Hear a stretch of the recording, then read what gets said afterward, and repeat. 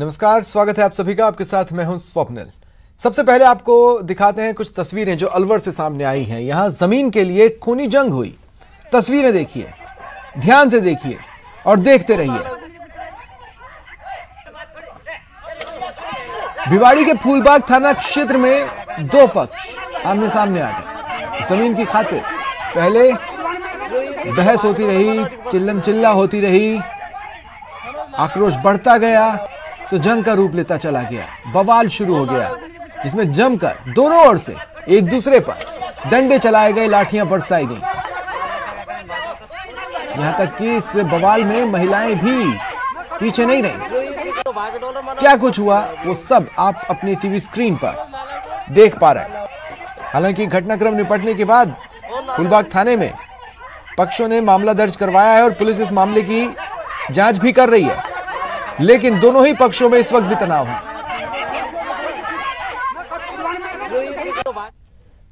हमारे एक बंटवारे का खेत है, उसमें स्टे ले रखी है मैंने। कोर्ट में दावा चल रहा है। दूसरा भाई हकीकी था, उसमें ईंट गिरवाने की तैयारी कर दी। आज सुबह सुबह फ़ोन करके बुला लिया, कोई सारा परिवार बैठा है वहाँ। जब मैं गया तो वहाँ कोई भी नहीं, हम दोनों भाई गए, मैं और मनोज वहाँ पे। तो वहाँ जो पड़ोसी भाई थे उनके, हमारे जो अधवाड़िया एक और है, वो अपने खेत में पहले तो उसने मकान बना के तैयार कर रखा है। उन्होंने लाठी डंडा तैयार रखे थे वहाँ पीटने के लिए। और ज्यादा जानकारी के लिए बात करते हैं सहयोगी राजेंद्र से। राजेंद्र, क्या जानकारी है? जी स्वप्निल, ये जिस तरीके का मामला है भिवाड़ी के फूलबाग थाना क्षेत्र के शीतल गांव का मामला है, जहां जमीनी विवाद को लेकर के जो कोर्ट में मामला लंबित बताया जा रहा है, उसको पर एक व्यक्ति के द्वारा किसी दूसरे व्यक्ति से सौदा कर लिया गया था, और जबकि उसका कोर्ट में मामला चल रहा था। इसलिए तीसरी पार्टी उस मामले पर वहां पर मकान बनाने की तैयारी कर रही थी और ट्रैक्टर में ईंट भरकर मंगाई गई थी। इस बात का जिस व्यक्ति का जो विवाद चल रहा था उसके द्वारा, चंद्रपाल के द्वारा विरोध किया गया, तो उसके जो दूसरे पक्ष के जो लोग हैं वो आमने सामने हो गए। और जिस तरीके से वीडियो में आप लगातार देख रहे हैं कि किस तरीके से एक दूसरे पर लाठी डंडों से हमला किया गया है, वो पूरा वाकया वहां जो आसपास के जो लोग खड़े थे उन्होंने उसको कैमरे में, मोबाइल में कैद कर लिया। तो कहीं ना कहीं पूरा घटनाक्रम ये बताता है किस तरीके से लोगों, महिलाएं भी इस दौरान कहीं पीछे नहीं रही और लगातार दोनों पक्षों में झगड़ा हुआ है। फिलहाल मामला दर्ज हो गया है। पुलिस सीसीटीवी फुटेज यानी मोबाइल फुटेज के आधार पर, जो मोबाइल का वीडियो वायरल हुआ है उसके आधार पर जो तलाश है वो इस तरीके कर रही है। कौन कौन इस मामले में आरोपी हैं उनकी जांच में जुटी हुई है। फिलहाल वहां पर क्या स्थिति है? पुलिस ने दोनों पक्षों को पाबंद कर दिया गया है और जो घायल है उसको अस्पताल में भर्ती नहीं कराया गया है। उन्हें केवल इलाज करके उन्हें घर भेज दिया गया है, लेकिन उनका मेडिकल करवाया गया है पुलिस के द्वारा। और दोनों पक्षों को पाबंद कर दिया गया है। उस जो जगह पे है उसकी कोर्ट के स्टे होने के कारण उसको जो बनाया गया है उसको अलग से जांच की जा रही है। शुक्रिया तमाम जानकारी के लिए।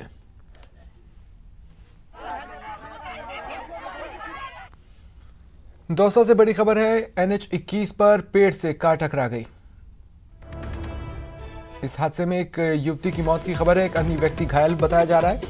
ठिकरिया मोड़ के पास यह हादसा हुआ। अलवर निवासी भावना शर्मा की मौत हुई है और घायल, जिनका नाम विजय कुमार है, उनकी हालत गंभीर है। उन्हें जयपुर के लिए रेफर किया गया है। दौसा से ये बड़ी खबर है। NH-21 पर एक कार पेड़ से टकरा गई और कार जिस बुरी तरह से क्षतिग्रस्त हुई है उसका फोटोग्राफ आप टीवी स्क्रीन पर देख पा रहे हैं। अंदाजा लगा सकते हैं कि कितने वेग से ये कार पेड़ से टकराई होगी। एक युवती जिसका नाम भावना शर्मा है, अलवर की रहने वाली है, उनकी मौत हुई है। एक अन्य व्यक्ति जिसका नाम विजय कुमार है, उनकी हालत गंभीर है, घायल है, उन्हें जयपुर रेफर किया गया है।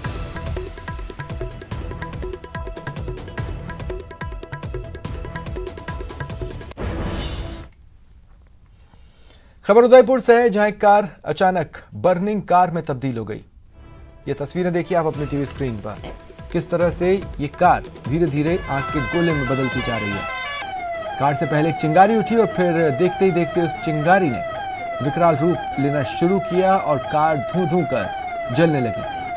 फायर ब्रिगेड को इसकी सूचना दी गई, जिसके बाद फायर ब्रिगेड की टीम मौके पर पहुंची और आग पर काबू पाया। लेकिन जब तक आग पर काबू पाया तब तक कार पूरी तरह जलकर महज बॉडी रह गई थी।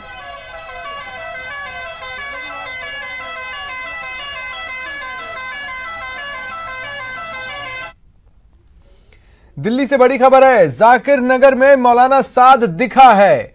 सीसीटीवी में उसकी तस्वीरें कैद हुई हैं। ये बड़ी खबर हम आपको बता रहे हैं। मौलाना साद जाकिर नगर में दिल्ली में देखा गया है। सीसीटीवी में उसकी तस्वीरें कैद हुई हैं। दरअसल वो मस्जिद में नमाज पढ़ने गया था। इन तस्वीरों को देखिए। ये शख्स जो कि आपको एक लाल कलर का बॉक्स हमने बनाया है उसमें नजर आ रहा है। मौलाना साद मस्जिद में नमाज पढ़ने जाते हुए सीसीटीवी में कैद हुआ है। निजामुद्दीन मरकज केस का आरोपी है मौलाना साद। काफी लंबे समय से उसे तलाशा जा रहा है। मंदिर में नमाज पढ़ने के लिए गया था। सीसीटीवी में उसकी तस्वीरें कैद हो गई। दिल्ली के जाकिर नगर में उसे देखा गया है। आपको बता दें कि मौलाना साद पर आरोप है मरकज में जलसे का आयोजन किया गया जिसमें भारी मात्रा में लोग शामिल हुए। विदेश के भी कई जमाती आए जिसकी वजह से तेजी से कोरोना के मामले बढ़े। देश भर के कई राज्यों में ये जमाती पकड़े गए थे और ये बात सामने आई थी कि इन जमातियों की वजह से कई लोग कोरोना संक्रमण का शिकार हुए।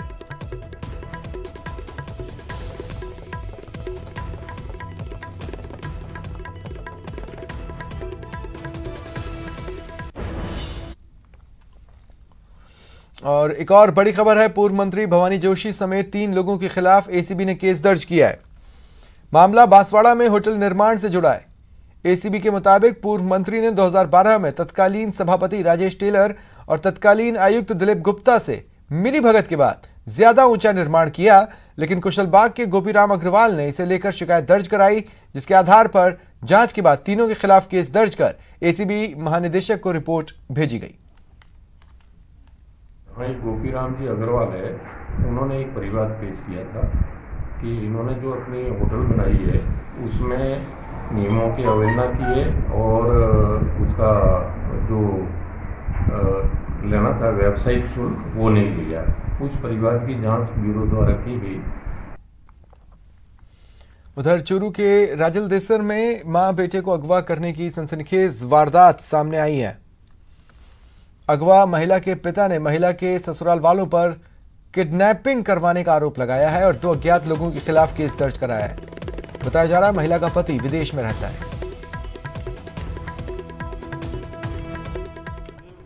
जिसका कि राजलदेसर में ससुराल है लाल कुआबाड़ी के पास, उसके संबंध में बताया है कि सुबह करीब 10 बजे ये घर से निकली थी परवीन और कोई गाड़ी में बैठा के कोई अज्ञात व्यक्ति इससे ले गया।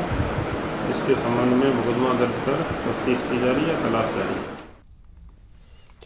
खबर भीलवाड़ा से, जहां कुएं में एक बुजुर्ग महिला का शव मिलने से सनसनी फैल गई। बताया जा रहा है कि महिला की मानसिक स्थिति ठीक नहीं थी। वो शुक्रवार शाम से ही लापता थी। पुलिस ने मौके पर पहुंचकर शव बाहर निकाला और पोस्टमार्टम के बाद परिजनों को सौंपा।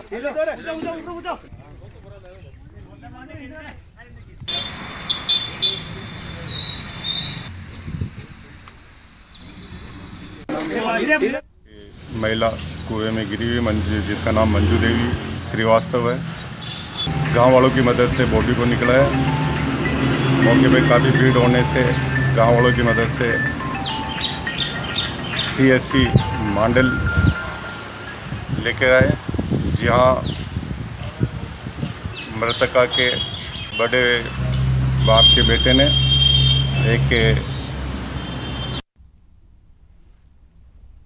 और अब बात करते हैं राज्यसभा के रण में कांग्रेस की तैयारी की। होटल JW मैरियट में कांग्रेस और निर्दलीय विधायकों की बैठक लगातार चल रही है। राज्यसभा चुनाव में एरर फ्री वोटिंग के लिए उन्हें आज ट्रेनिंग दी गई है। पर्यवेक्षक सुरजेवाला ने एरर फ्री वोटिंग के टिप्स दिए। साथ ही देश के मौजूदा हालात और हॉर्स ट्रेडिंग पर भी चर्चा हुई। मुख्यमंत्री Ashok Gehlot, deputy CM Sachin Pilot, Avinash Pande, KC Venugopal मौजूद रहे।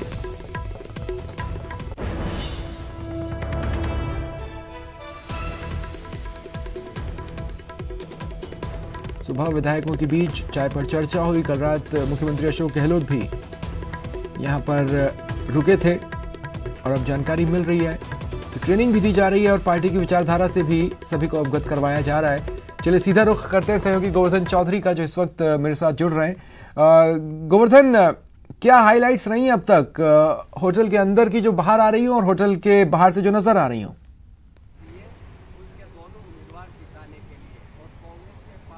बिल्कुल, देखिए सुबह से अगर बात की जाए तो आज सारे जो निर्दलीय और कांग्रेस विधायकों की एक ट्रेनिंग सेशन कम बैठक का आयोजन हुआ, जिसमें एरर फ्री वोटिंग राज्यसभा चुनाव में किस तरह से हो, इसको लेकर के विधायकों को बताया गया है कि वो क्या क्या सावधानियां बरतें वोटिंग के वक्त, किस तरह से प्रायोरिटी तय करनी है।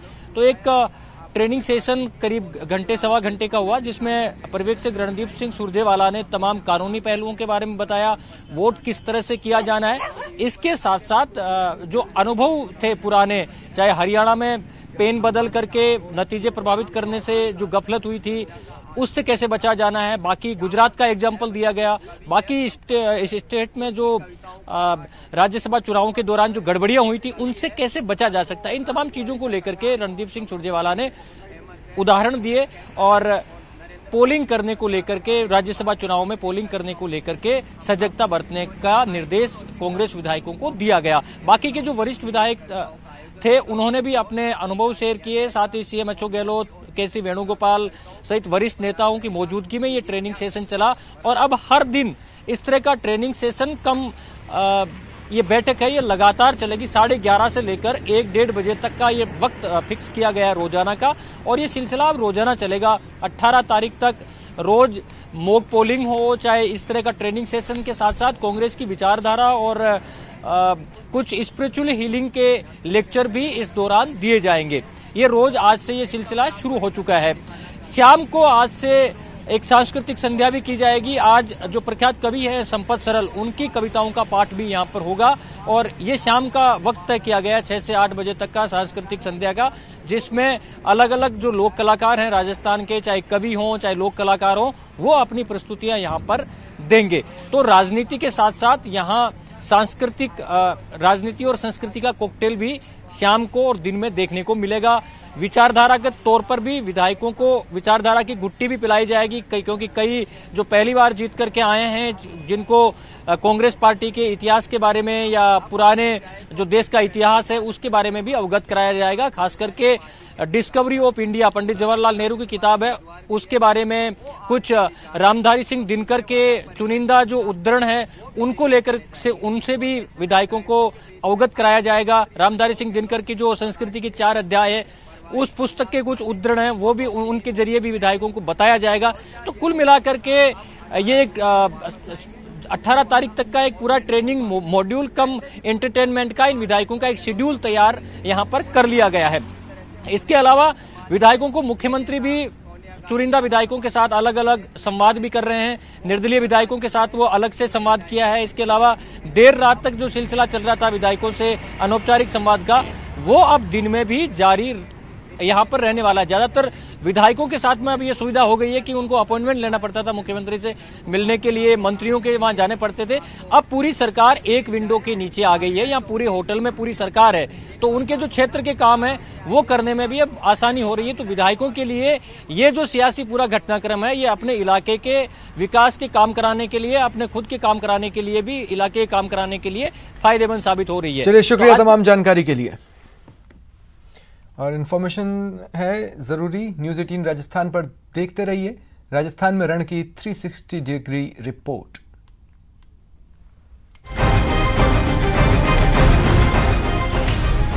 विधायकों की बाड़बंदी, तोड़फोड़ का डर के चलते ड्रामा या वोटिंग में ड्रामे का डर।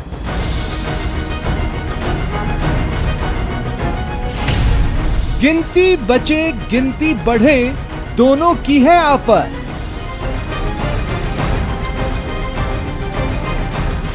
ऊंचे सदन के लिए नीची है सियासत।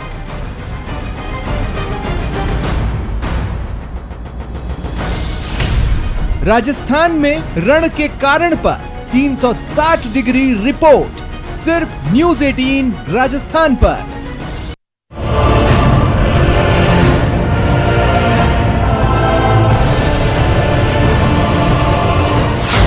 बिकेंगे या बचेंगे, मंडी में विधायक।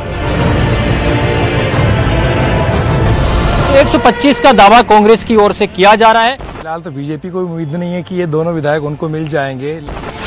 ऊंचे सदन के लिए नीची सियासत,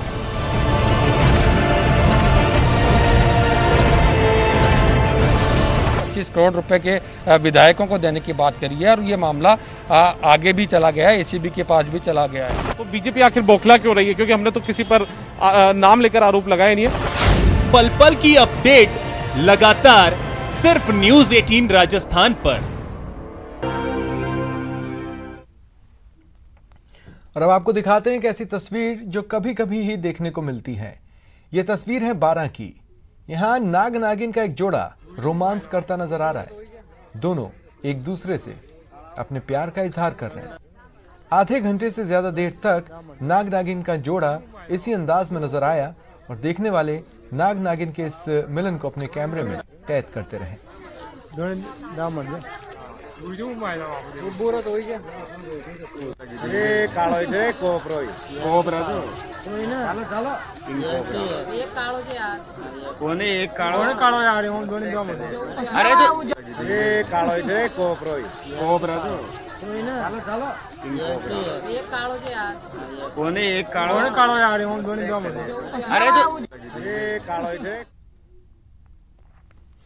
भरतपुर के बयाना थाने की पुलिस हथियारों की साफ सफाई करने में जुटी है।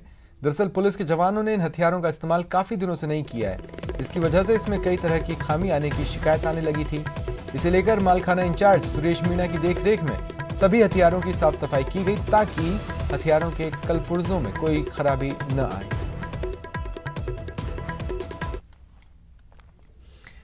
पाली में कोरोना काल में चिकित्सक और पुलिस कोरोना वॉरियर्स की भूमिका निभा रहे हैं। इसी कड़ी में एक शिक्षक ऐसा भी है जो कोरोना कर्मवीर की भूमिका के साथ साथ रोजाना 2 घंटे विद्यालय को भी दिए और खुद के खर्चे और अपने हाथ से 2 महीने में स्कूल में बगीचा तैयार कर दिया।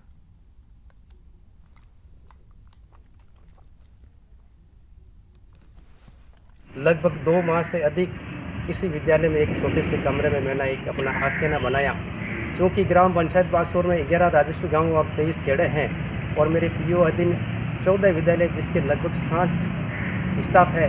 ऐसी परिस्थितियों में इस शानदार बगिया को मेरे द्वारा निराई गुड़ाई करना, सीमेंट लगाना, ईंटें लगाना, फिर उसका रंग रोगन करना।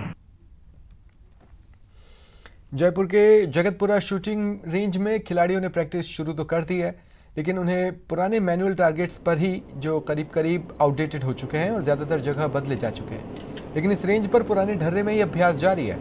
ये वही रेंज है जहां से निकलकर शूटर ओलंपिक मेडल लाए, लेकिन बेहतरीन रेंज में केवल एक सुविधा की कमी खिलाड़ियों के अभ्यास में खलल पैदा कर रही है। संवाददाता महेश दाधीच ने जगतपुरा शूटिंग रेंज का जायजा लिया।